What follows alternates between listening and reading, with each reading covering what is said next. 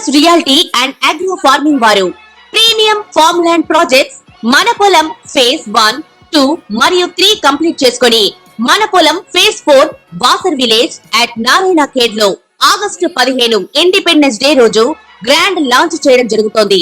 Launching మరియు independence day సందర్భంగా 5 guntas land out rate లో బుక్ చేసుకున్న వారికి 1,50,000 రూపాయల డిస్కౌంట్ తో పాటు 2 గ్రాముల గోల్డ్ ఫ్రీగా ఇస్తున్నారు. పూర్తి వివరాలకు సంప్రదించండి. ఓం మహాగణాధిపతయే నమః. ఓం గురుభ్యో నమః. ఓం శ్రీమాత్రే నమః. పరమేశ్వర స్వరూపమైనటువంటి జ్యోతిష, వాస్తు మరియు ఇతర అనేకమైనటువంటి శాస్త్రములను మనకు అందించినటువంటి మహర్షులకి నమస్కారం. హయగ్రీవ హయగ్రీవ హయగ్రీవేతి యో వదేత్ తస్య నిస్సరతే వాణి జహ్నుకన్యా ప్రవాహవత్. అరుణాం కరుణాతరంగితాక్షీం ధృతపాశాంకుశపుష్పబాణచాపాం అనిమాదిభిరావృతాం మయూకైః అహమిత్యేవ విభావయే భవానీం. శ్రీమాత్రే నమః. ప్రేక్షకులకి ఆ లలితాంబిక అమ్మవారి యొక్క అనుగ్రహం పరిపూర్ణంగా కలగాలని మనస్ఫూర్తిగా కోరుకుంటూ మనం ఈరోజు చెప్పుకోబోయేటువంటి టాపిక్ ఏమిటి అంటే, అక్టోబర్ 10వ తేదీ నుంచి గురువు వక్రగతి జరగనుంది. ఈ యొక్క గురువు యొక్క వక్రగతి 4.5 నెలల పాటు ఉంటుంది. అయితే ఈ 4.5 నెలల పాటు 12 లగ్నాల వారికి, లగ్నం తెలియని వారు రాశి నుంచి చూసుకోండి. అదేవిధంగా 12 లగ్నాల వారికి ఏ విషయాల్లో బాగుంటుంది, ఏ విషయాల పట్ల జాగ్రత్త వహించాలి, ఎటువంటి పరిహార మార్గం చేసుకోవాలనేటువంటి విషయము, మరియు మనం గతంలో రాహువు కేతువు మారినప్పుడు అంటే ఒక 9 నెలలు 10 నెలల క్రితం ఆల్రెడీ మనం చెప్పున్నాం. ఈ జలరాశుల్లోకి రాహు వచ్చినందుకు జల సంబంధించిన ప్రళయాలు ఎక్కువగా జరుగుతాయి ఈ సంవత్సరం అంతా, ఈ కృదినామ సంవత్సరం అంతా అనుకునేటువంటిది. అదేవిధంగా భూ సంబంధించిన విషయంలో ఫ్లక్చువేషన్స్ వస్తాయని కూడా చెప్పుకున్నాం. అదేవిధంగా మనం ఇప్పుడు చూస్తూ ఉన్నాం. అయితే మరి ఈ గురువు వక్రగతి వల్ల ఎటువంటి ఫలితాలు జరుగుతాయి, మరి ఎటువంటి జాగ్రత్తలు ఉండాలి? ఈ గురువు వక్రించినప్పుడు కుజుడు వెళ్ళి కర్కాటక రాశిలో నీచపడి అక్కడ మళ్ళీ వక్రిస్తున్నాడు. కాబట్టి ఈ యొక్క కలయిక విషయంలో ప్రకృతి మనకేం సందేశం ఇస్తుంది? ఎప్పుడు కూడా గ్రహాల యొక్క మార్పుల వల్ల ప్రకృతిలో కొన్ని మార్పులు జరుగుతుంటాయి. మంచి చెడు రెండు జరుగుతూ ఉంటాయి. అది ఏమిటి, ప్రజలందరూ కూడా ఆ యొక్క విషయాల్లో ఏ జాగ్రత్తలు తీసుకోవాలి, మరి జాతకం లేని వాళ్ళు ఎటువంటి పరిహార మార్గం చేసుకోవాలనేటువంటి విషయాన్ని ఒక్కొక్క విధంగా మనం తెలుసుకుందాం. మీనలగ్నము, మీనరాశి, మీనం వారికి గనక చూసుకున్నట్లయితే ఇక్కడ ఇది ఎటువంటి మంచి ఫలితాలు జరగనున్నాయి, ఎటువంటి విషయాల పట్ల కాస్త జాగ్రత్తగా వహించాలి, ఏ దేవత ఏ గ్రహారాధన చేయాలనేటువంటిది చెప్తుంది. నేనైనప్పటికీ కూడా చెప్పేసిన సాక్షాత్ లలిత అమ్మవారిగా భావిస్తూ ముఖ్యంగా ఇక్కడ మీకు కలిగేటువంటి మంచి ఫలితాలు ముందుగా చెప్పుకుందాం. ఉద్యోగ ప్రయత్నాలు ఫలిస్తాయి. గుర్తింపు అనేటువంటిది కూడా కొంతవరకు వస్తుంది. గతంతో పోల్చుకుంటే ఇంప్రూవ్మెంట్స్ జరుగుతాయి. ఏది గురువు వక్రగతి వల్ల, అది ఫైనాన్షియల్గా కానివ్వండి, కెరియర్ పరంగా కానివ్వండి. మరి జాగ్రత్తలు ఏమిటండి? కొన్ని నిర్ణయాలు అగ్రెసివ్గా తీసుకుంటారు. కుజుడు పంచమంలో ఆలోచన స్థానంలో ఉన్నందుకు. అందులో ముఖ్యంగా మనకి అక్టోబర్ 10 నుంచి గురువు వక్రిస్తే అక్టోబర్ 20 నుంచి కుజుడు నీచి పొందుతున్నాడు పంచమంలో. అంటే ఏమిటి? కొన్ని నిర్ణయాలు ఒక్కోసారి చూడండి, కొంతమందికి ఒక్కోసారి చూడండి ఏదో కొన్ని పరిస్థితుల వల్ల ప్రెగ్నెన్సీ తీయించుకోవాలనుకోండి, ఇట్లాంటివన్నీ మహాదోషాలు. కుజుడు పంచమంలో ఉన్నప్పుడు ఏమవుతుందంటే ఇట్లాంటి తెలియకుండా కొన్ని దోషాలు చేస్తూ ఉంటారు. అమ్మో ఇప్పుడు పరిస్థితులు బాగాలేవు అందుకే తీయించేసుకున్నా అంటారు. అది దైవం ఇచ్చినటువంటిది. అదేవిధంగా షేర్ మార్కెట్లో తొందరపడేదో ఇప్పుడు ఏదో కొన్ని లక్షల కోట్లు కలిసి వచ్చేస్తాయి అని చెప్పని ఎక్కడి నుంచి అప్పు తీసుకొచ్చి పెట్టడం చేస్తూ ఉంటారు. ఇటువంటి నిర్ణయాలు తీసుకోకండి. పంచమం ఈజ్ షేర్ మార్కెట్. రాజకీయంగా తీసుకునే నిర్ణయాలు, కొన్నిసార్లు రాజకీయంగా కొంత యూత్ చేసేటువంటి కొన్ని పనుల వల్ల మీరు ఎఫెక్ట్ అవ్వడం ఇటువంటి ఇస్తుంది మీనం వారికి.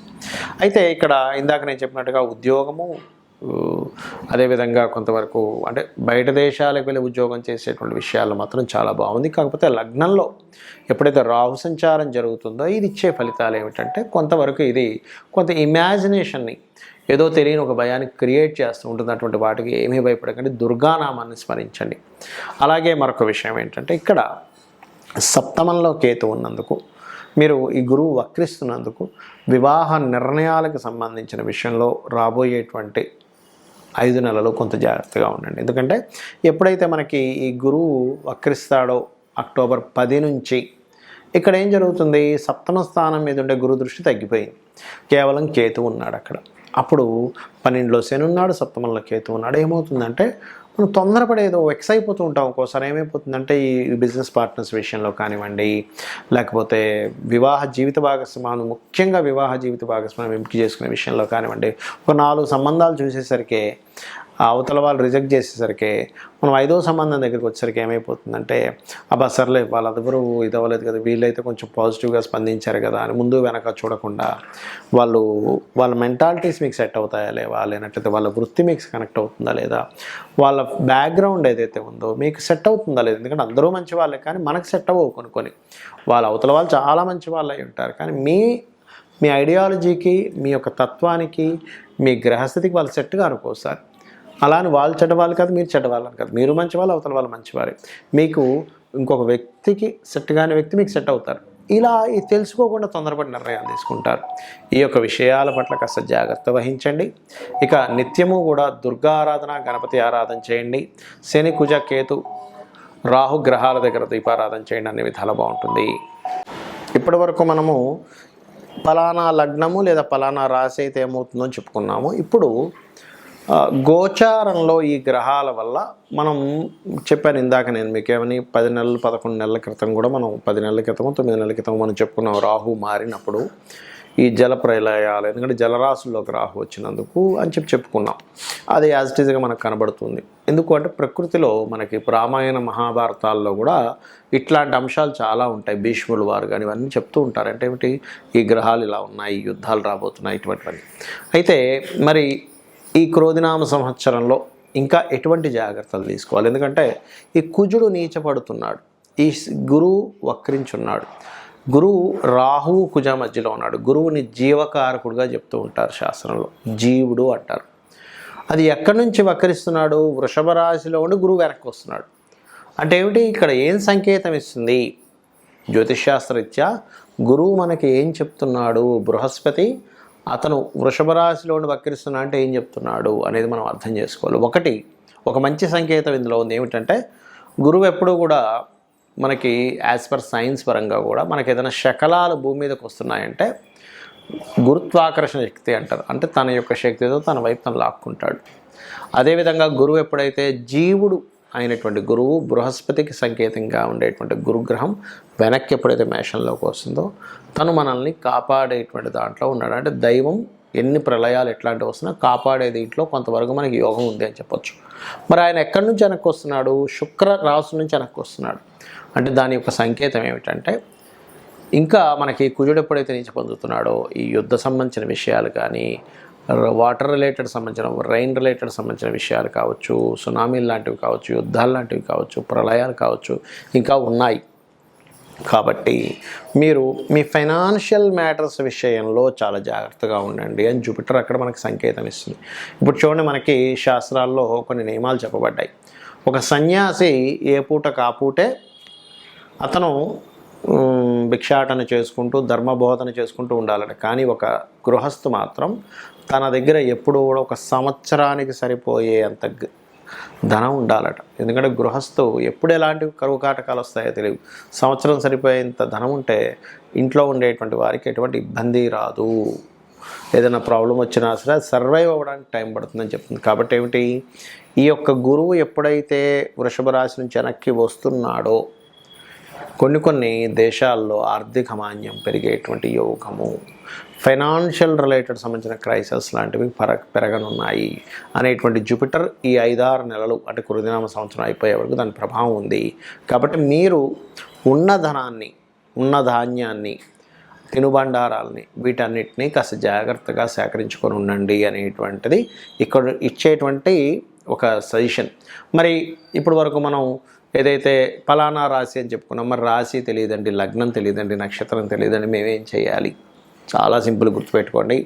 మీకు దగ్గరలో గోశాలలు కనుక ఉన్నట్లయితే చక్కగా గోవు దగ్గరికి వెళ్ళి బెల్లము, క్యారెట్స్, అదేవిధంగా ఆకుకూరలు, గ్రాసము ఇటువంటివి తినిపించండి, సాక్షాత్ అమ్మవారిగా భావిస్తూ ఆ యొక్క గోవుని. అలాగే నవగ్రహాలు ఉంటాయి, నవగ్రహాల దగ్గరికి వెళ్ళి అక్కడ కుజ, శని, రాహుకేతు ఈ 4 గ్రహాల దగ్గర దీపారాధన చేయండి. దీనివల్ల ఏమవుతుందంటే మీరు పలానా దగ్గరికి వెళ్ళి ఇబ్బంది పడాలి, కానీ మీరు ఎప్పుడైతే ఆ గ్రహారాధన దేవతారాధన చేస్తూ ఉంటారో ఆ దేవత మీకు ఒక సూచననిచ్చి ఆపుతుంది. అక్కడ ఏదో ఒక ఫ్రెండ్ రూపంలో వచ్చి ఎక్కడికి వెళ్తున్నావు, ఆగు నేను వస్తానని ఆపడము, లేకపోతే అటుగా ఇటు వెళ్దామని ఏదో అంటే మనకి దైవం ఎలా ఉంటుందంటే ఎప్పుడూ కూడా దైవం డైరెక్ట్గా కనబడదండి. మనుష్య రూపంలోనో, వాహన రూపంలోనో, ఒక ఫోన్ కాల్ రూపంలోనో, ఆ రూపంలో వచ్చి మనం సేవ్ చేస్తుంది. కాబట్టి ఇలా చేయండి. అది కాకుండా ఇప్పుడు మనం ఆల్రెడీ చాలా రోజులు చెప్తున్నాం, మనకు ఆల్రెడీ చాలా దేశాల యుద్ధాలు ఇవన్నీ కూడా జరుగుతూనే ఉన్నాయి. ఎప్పుడైతే క్రోధినామ సంవత్సరానికి ముందు అక్కడ వచ్చినప్పటి నుంచి పెరుగుతూనే ఉన్నాయి. ఆ ప్రదేశాల్లో నివసించేవారు కూడా వాళ్ళకి ఎటువంటి కీడు జరగకుండా ఉండాలంటే చండీ వినండి, చండీ పారాయణం వినడం, చండీ ఆరాధన చేయడం, దీపాన్ని వెలిగించి దీపాన్ని చూస్తూ అగ్నిదేవుణ్ణి ఆరాధన చేయడం చేయండి. దానివల్ల ఏమవుతుందంటే అగ్ని జల విపత్తులు ఏవి కూడా రాకుండా ఉంటాయి. శ్రీమాత్రే నమః.